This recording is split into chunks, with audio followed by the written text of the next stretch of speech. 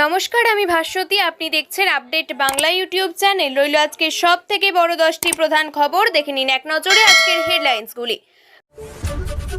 Cough syrup খেয়ে 2 শিশুর মৃত্যু, নিরাপদ প্রমাণ করতে ওষুধ খেয়ে অজ্ঞান ডাক্তারও। দুর্গন্ধে ঢেকেছিল গোটা এলাকা, অষ্টমী রাতে ভাড়া বাড়ি থেকে যুগলের পচা গলা দেহ উদ্ধারে চাঞ্চল্য। কি দুঃসাহস, মা দুর্গার গা থেকে টপাটপ গহনা খুলে নিচ্ছে সিভিক ভলেন্টিয়ার, দেখুন কীর্তি। প্রতিবেশী রাজ্য থেকে এসে বিহারে মাফিয়া, গরিবের মাসিয়া সুরেশকে হাওড়ায় খুন, আটক 2। জীবন সাহান্যে দাঁড়িয়ে 35-এর যুবতীকে বিয়ে, রাত পোহালে মৃত্যু 75-এর বৃদ্ধের। নবমীর দিন বড় ঘোষণা, ডিএ বাড়ল কেন্দ্রীয় সরকারি কর্মীদের। কাজ সেরে আর বাড়ি ফেরা হলো না, নবমীর বিকেলে পথ দুর্ঘটনায় মৃত্যু যুবকের। অষ্টমীর রাতে কুলতলিতে 60 বছরের বৃদ্ধাকে গণধর্ষণের অভিযোগ, গ্রেপ্তার 2। আমাদের একতা নষ্ট, জনবিন্যাস বদলে ফেলার ষড়যন্ত্র হচ্ছে, বড় দাবি প্রধানমন্ত্রীর। প্রিয় দর্শক, আপনাদের একটা লাইক আর একটা কমেন্ট আমাদের জন্য অনেকটা অনুপ্রেরণা দেয়। আর প্রতিদিনের নির্ভরযোগ্য বাছাই করা খবর পেতে আমাদের আপডেট বাংলা চ্যানেলটিকে সাবস্ক্রাইব করুন। আর প্রধান খবরগুলি জানতে ভিডিওটি শেষ পর্যন্ত দেখুন, কারণ প্রতিটা মুহূর্তে রয়েছে গুরুত্বপূর্ণ খবর। রাজস্থানে কাপ সিরাপ খেয়ে 2 শিশুর মৃত্যু এবং অন্তত 10 শিশু অসুস্থ হওয়ার ঘটনায় চাঞ্চল্য। কেশন ফার্মা কোম্পানি তৈরি জেনারিক সিরাপ খাওয়ার পরে সোমবার সিকর জেলার 5 বছরের নীতিশ মারা যায়। সর্দি কাশির জন্য কমিউনিটি হেলথ সেন্টার থেকে ওষুধ লিখে দেওয়া হয়েছিল। রাত 11:30টায় ওষুধ খাওয়ানোর পর রাত 3টে নাগাদ হেঁচকি ওঠে, পরে শিশুটি মারা যায়। একইভাবে আরও এক পরিবারে 2 বছরের সন্তান 22শে সেপ্টেম্বর সিরাপ খাওয়ার পরে মারা যায়। অন্য 2 শিশু গুরুতর অসুস্থ হয়ে পড়ে। এরপর ফের 2 বছরের সম্রাট নামে এক শিশুর মৃত্যু হয়। অভিযোগ ওঠে এই সিরাপই মৃত্যুর কারণ, কিন্তু কেন্দ্রের ইনচার্জ ডক্টর তারাচাঁদ যোগী দাবি করেন সিরাপ নিরাপদ। প্রমাণে তিনি নিজে ওষুধ খান এবং এক অ্যাম্বুলেন্স চালককেও দেন, কিন্তু ভরতপুর যাওয়ার পথে গাড়ির ভিতরেই তিনি সংজ্ঞাহীন হয়ে পড়েন। 8 ঘন্টা বাদে তাকে উদ্ধার করা হয়। অ্যাম্বুলেন্স চালকও অসুস্থ হন। ঘটনার পরে রাজস্থান সরকার ওই সিরাপের 22 ব্যাচ নিষিদ্ধ করেছে এবং ডিস্ট্রিবিউশন বন্ধ করেছে। অষ্টমী রাতে পচা গলা গন্ধে ঢাকা পড়ল এলাকা। শেষ পর্যন্ত অবস্থা এমন দাঁড়ায় যে খবর দিতে হয় পুলিশে। পচা গন্ধের সন্ধানে নেমে পুলিশ শেষ পর্যন্ত একটি ভাড়া বাড়ির দরজা ভেঙে যুগলের পচা গলা ঝুলন্ত মৃতদেহ উদ্ধার করে। ঘটনা বাঁকুড়ার ওন্দা থানার রামসাগরে। খবর চাউর হতেই ব্যাপক চাঞ্চল্য ছড়িয়েছে এলাকায়। বাড়ির মালিকের দাবি, মৃত দুজনেই স্বামী স্ত্রীর পরিচয় দিয়ে ভাড়া নেয় গত 1 মাস আগে। দুজনের আধার কার্ডের জেরক্স কপিও দেয়। এদের সম্পর্কে আরও কিছু জানা নেই, তবে তেমনভাবে কথাবার্তা হতো না বলে জানিয়েছেন তিনি। ইতিমধ্যেই দেহ উদ্ধারের পর ময়না তদন্তের জন্য পাঠিয়েছে ওন্দা থানার পুলিশ। জোর কদমে শুরু হয়েছে তদন্ত। বাইরে থেকে এসে বাড়ি ভাড়া নিয়ে দুজনের আত্মহত্যার কারণ কি হতে পারে তা বেশ ভাবাচ্ছে পুলিশকে। সেই বাড়ি থেকে পচা গলা দেহ উদ্ধার হয়েছে, সেটি রামসাগরের তেলিবেড়িয়া রোডের কাছে। অষ্টমী রাতে ওই এলাকায় পচা গন্ধে ভরে ওঠে। বাড়ির মালিক তরুণ গঙ্গোপাধ্যায় বলছেন, রাজেশ গোস্বামী এবং রূপালী গোস্বামী স্বামী স্ত্রীর পরিচয়ে সবসময় তাদেরকে দিতেন। এলাকার লোকজন বলছে তারা বাড়ির বাইরে খুব একটা বেরোতেন না, তবে কি কারণে আত্মহত্যা তা জানা যায়নি। চরম দুঃসংবাদ, মা দুর্গার গা থেকে সোনার অলংকার চুরি আর সিসিটিভি ফুটেজ খতিয়ে দেখতেই হাতে নাতে ধরা পড়ল চোর। দেখা গেল 2 সিভিক ভলেন্টিয়ার দেবী প্রতিমার সোনার গহনা চুরি করেছে। তাদের মদত দেয় এক স্থানীয় বাসিন্দা। 2 সিভিক ভলেন্টিয়ার সহ 3 জনকে গ্রেপ্তার করেছে পুলিশ। ঘটনা ঘটেছে মালদহের গজলের 1 লাখি গান্ধী মোড় সর্বজনীন দুর্গাপুজোয়। নবমীর দিন হঠাৎ নজরে আসে যে দেবী দুর্গার পরনের কিছু গহনা উধাও। মায়ের মূর্তির সামনে একটি ছোট্ট পুঁটলিও গায়েব। সেখানে আরও কিছু গয়না রাখা ছিল। এরপরই হইচই পড়ে যায়। সঞ্জয় মণ্ডল এবং গৌর মণ্ডল নামে গজল থানার কর্তব্যরত 2 সিভিক ভলেন্টিয়ার এই কুকাজ করেছেন।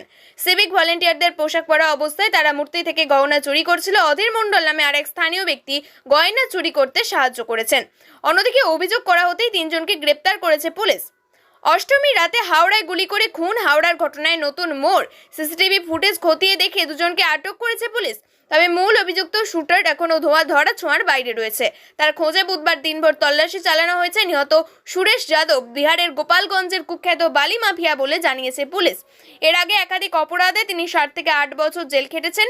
2 বছর আগে তার উপরে গুলি চালানো হলেও প্রাণে বেঁচে যান। প্রাথমিক অনুমান, বিহারের দুষ্কৃতীদের গোষ্ঠীদ্বন্দ্বের জেরেই পরিকল্পিতভাবে খুন। হাওড়া সিটি পুলিশের এক আধিকারিক জানান, আটক 2 জন খুনের টিপার আর শুটার বিহার থেকেই এসেছে। মঙ্গলবার রাতে হাওড়ার বিহারি বোস লেনে হেঁটে যাওয়ার সময় বাইকে আসা দুষ্কৃতীরা সুরেশকে লক্ষ্য করে গুলি চালায়। বুকে গুলি লাগায় তিনি রক্তাক্ত অবস্থায় রাস্তায় পড়ে থাকেন। আতঙ্কিত মানুষজনের সামনে ঘটনাস্থলে ব্যাপক চাঞ্চল্য ছড়ায়। পুলিশ এসে তাদেরকে হাসপাতালে নিয়ে গেলে চিকিৎসকেরা মৃত বলে ঘোষণা করেন।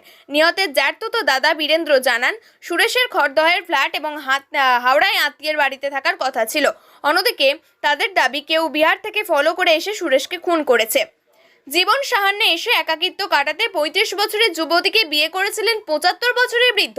তবে বিয়ের রাত পোহাতেই সকালে মৃত্যু হলো ৭৫ বছরের বৃদ্ধে। চাঞ্চল্যকর ঘটনা। এই ঘটনা ঘটেছে উত্তরপ্রদেশের জৌনপুর জেলার কুচমুচ গ্রামে। মৃত বৃদ্ধের নাম সরুঙ্গ রাম। তার এই রহস্য মৃত্যু তদন্তের দাবি করেছে পরিবার। জানা যাচ্ছে, শঙ্করু রামের ওই স্ত্রীর মৃত্যু হয়েছে 1 বছর আগে। কোনো সন্তান না থাকায় একাই থাকতেন বৃদ্ধ। চাষবাসের মাধ্যমে দিন গুজরান করতেন। দীর্ঘদিন একাকিত্ব কাটাতে সম্প্রতি বিয়ের সিদ্ধান্ত নেন বৃদ্ধ। তবে তার পরিবারের বেশিরভাগেরই আপত্তি ছিল বিয়েতে। সেই সব অবস্থা ফুৎকারে উড়িয়ে গত 29শে সেপ্টেম্বর জালালপুরের বাসিন্দা মানভাবতী নামে 35 বছরের এক যুবতীকে বিয়ে করার সিদ্ধান্ত নেন তিনি। সেই মতো প্রথমে আদালতে আইনি এবং পরে মন্দিরে গিয়ে আনুষ্ঠানিক বিয়ে সম্পন্ন করেন। এটি ছিল মানভাবতীর দ্বিতীয় বিয়ে। ফলে তার আগের পক্ষে 2 কন্যা এবং 1 পুত্র ছিল। যুবতীর দাবি অনুযায়ী তার স্বামী তাকে জানিয়েছিলেন তাদের সন্তানের দায়িত্ব পালন করবেন শঙ্করু রাম। অন্যদিকে বিয়ের পর সারা রাত দুইজনে গল্প করে কাটান। বৃদ্ধের এমন অস্বাভাবিক মৃত্যুতে চর্চা শুরু হয়েছে গ্রামে। কারোর মতে এই মৃত্যু বার্ধক্যজনিত বলে মনে করা হয়েছে, আবার অনেকে এই মৃত্যুতে সন্দেহ প্রকাশ করেছেন। বৃদ্ধের ভাই এবং ভাইপোরা কর্মসূত্রে দিল্লির বাসিন্দা হওয়ায় তারা এসে পৌঁছাতে পারেননি, যার জেরে অন্ত্যেষ্টিক্রিয়া সম্পন্ন হয়নি বৃদ্ধের। অনেকে এই মৃত্যুকে রহস্যজনক বলেও দাবি করছেন। দাবি উঠেছে ময়নাতদন্তের। পুজোর পরে সরকারি কর্মীদের জন্য বড় সুখবর। ডিএ বাড়ার কথা ঘোষণা করল কেন্দ্রীয় সরকার।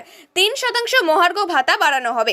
নবমীর দিনেই এই বড় ঘোষণা করা হয়েছে। সামনেই রয়েছে দিওয়ালি এবং দশেরার মতো উৎসব। তার আগে এই প্রাপ্তি স্বাভাবিকভাবেই খুশির হাওয়া এনেছে কর্মীদের। গত 1 জুলাই থেকে কার্যকর হবে নয়া ঘোষণা। 3% ডিএ বাড়ায় সরকারি কর্মীদের। ডিএ বেড়ে 55% থেকে বেড়ে হলো 58%। অক্টোবর মাসের বেতনের সঙ্গে এডিআই সহ নতুন অঙ্কের ডিএ পাওয়া যাবে।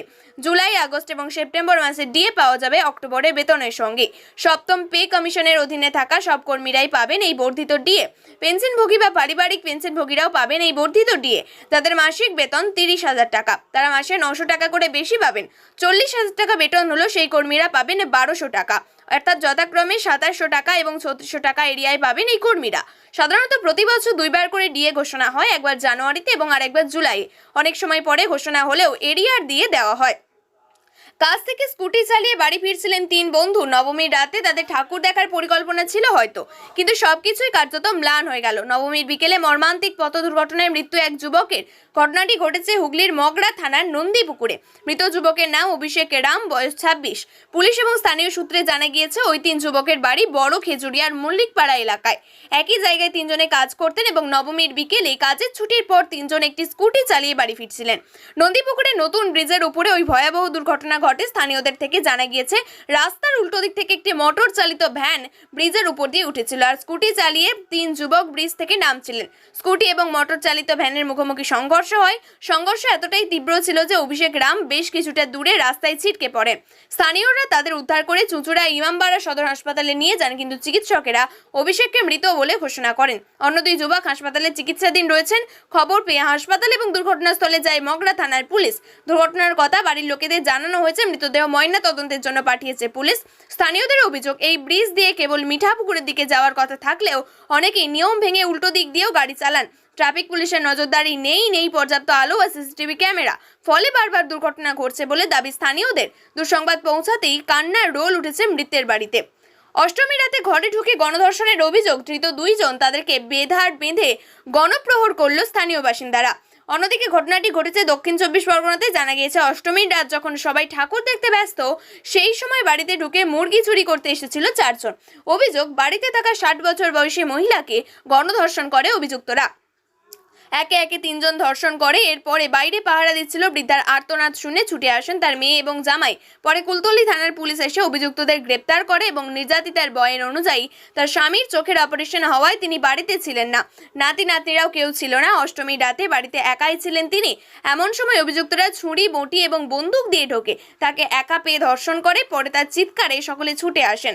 ধৃতদের বৃহস্পতিবার বারুইপুর মহকুমা আদালতে তোলা হবে। বাকি আরও 1 জন পলাতক। পুলিশ তাদের খোঁজে তল্লাশি চালাচ্ছে। দেশের একতা বিনষ্টের চেষ্টা চলছে। মহানবমীতে বড় দাবি প্রধানমন্ত্রী নরেন্দ্র মোদীর। রাষ্ট্রীয় স্বয়ংসেবক সংঘের শতবর্ষের অনুষ্ঠানে প্রধান অতিথি হিসেবে উপস্থিত হয়েছিলেন প্রধানমন্ত্রী নরেন্দ্র মোদী। সেখানে তিনি বলেন যে দেশ নতুন চ্যালেঞ্জের সঙ্গে লড়ছে, দেশে একতা নষ্ট এবং জনবিন্যাস পরিবর্তনের চেষ্টা করা হচ্ছে। এদিন আরএসএস এর অনুষ্ঠানে প্রধানমন্ত্রী মোদী বলেন, ঐক্যের দেশের সর্ববৃহৎ সংকল্প হওয়া উচিত। তিনি বলেন, আমাদের একতা এবং নিরাপত্তা বিঘ্নিত করার চেষ্টা চলছে, অভ্যন্তরীণ এবং বহিঃ প্রতিবন্ধকতার সঙ্গে লড়ছি আমরা। অনুপ্রবেশ এবং বৈদেশিক শক্তি দীর্ঘ সময় ধরেই দেশের একতাকে চ্যালেঞ্জের মুখে ফেলেছে। তবে আজকের সবথেকে বড় চ্যালেঞ্জ হলো জনবিন্যাস পরিবর্তন, যা সামাজিক সমতাকে পরিবর্তন করেছে।